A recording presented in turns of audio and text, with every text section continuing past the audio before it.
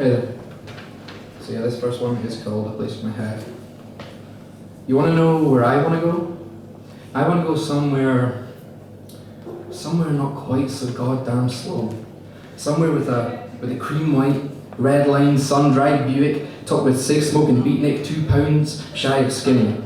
Jean jacket, waxed hair, scraped voice, tartini, growling over Dizzy G's sweet tones and groans and moans. His girl a block away, floral pinks and blues splattered with a dash of jewellery, cheap but flattering. Across the street, a barber shop, and fresh coffee brewed by the pint, stale tobacco scents and beard oils, tight-slicked mustachioed men reading broadsheets whilst a kid walks by, shirt tucked into starch-pressed pants.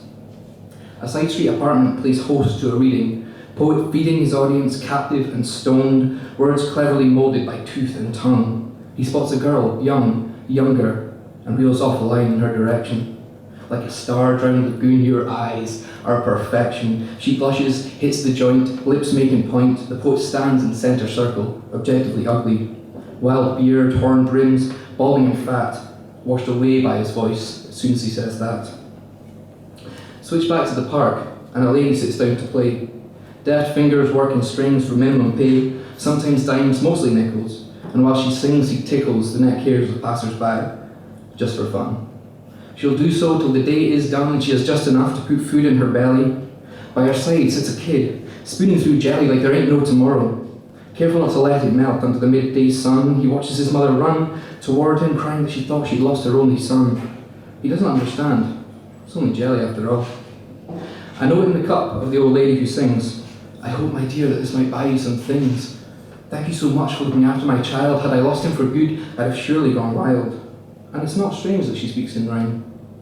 The time drags on, the sun sets, the stars come out, never to be seen behind the smog and lights of the city at night. Honky-tonk bars, joy-jacking cars, old negroes with scars, 5 men playing cards on the sidewalk with a bottle of whiskey each in place of chips.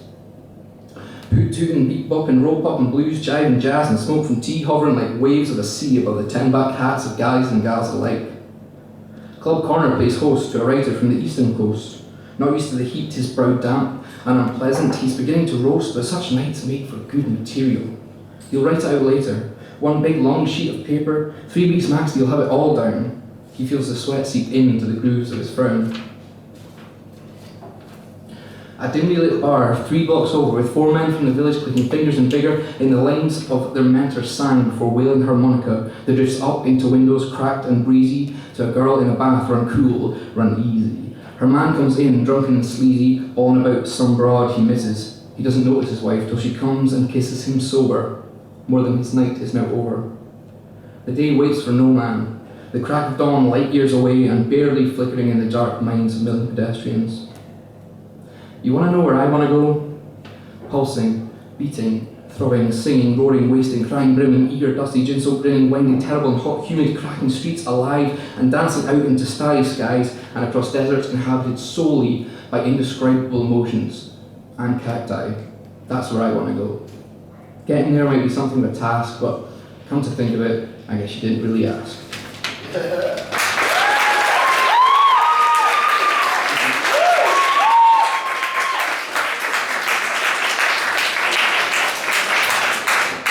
Okay, one last one for you. This one's called Cycle, and it's about the sun, a bit of change. I guess the sun's been around for so long that each year to her is but a few days. Spring's the day where she sets her alarm early and actually wakes up to its call. She showers and dresses, washing herself free of last night's sorrow. She wears her hair just how she likes it, and on that day, she thinks she looks good. She makes those calls that need calling, and although her work is a heavy task, to her it seems fruitful and light. And at night she stays up late, drinking in the stars with her partner, Moon, and when sleep at last comes, she looks forward till tomorrow. Summer comes, and she rises so early that she wakes all else. The previous day's work has made the days a breeze, leaving time to do all the things she wishes she had more time for, like tending her flowers, and wiping skies clean of clouds, like painting her hills red before gold and waking pets from their slumber. At night she stays awake later, warming the air for her husband's return, but he does not come back till she is so tired she can't help but slip past the horizon. Autumn is a sad day, for her husband had no reason goodly enough to justify his absence last night, and now he hides from her. Today's sun wakes late, rising with the first tears she's cried since last this did happen. Her day starts slow, lethargic. Her radiance smudged and running, but she is stronger than that, she tells herself, even whilst pouring a glass full of gin. Today, she says, today I will paint him a world full of my beauty that tonight he might see it and weep. Her paintbrush is smoked with the colours of passion, reds, oranges, yellows, and grey. And with it wilt leaves, so mournful are they, and so in awe at the world splayed out beneath their veins. But now Sun is drunk and tired of all. And her work becomes slack, damp and musty, peppered with cold and clouds which she barely sees return. Sure enough though, as she smears last bitter purple across her hills and plains, who should call back to that pale love of hers? And he is sad, and he is timid, and he is a half of what he used to be. But by then she is gone. When winter comes, he waits for her, high up, that she might see him and know how strong his love is. You are beautiful up there, says Sun, waking from the deepest of sleeps. But do you not see what you have done? And upon turning his eyes, Moon sees a land barren and white. He slinks away forlorn, and now the hangover sets in.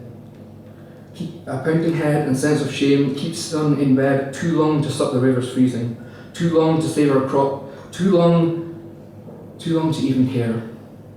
But Sun knows what must come next, for it is written in her stars, and with it tomorrow she knows today shall be forgotten. And not one of her woes can stop that, and so she buries them deep, closes her eyes, runs her long fingers across the land, and realises again what it means to love. At night she welcomes Moon home. He pushes his bed slightly closer to hers, and she lets him, but it is not for him that she does so. And so pass her days, as she knows they must be, her Moon stuck in his ways, and she, always she. Thanks very much.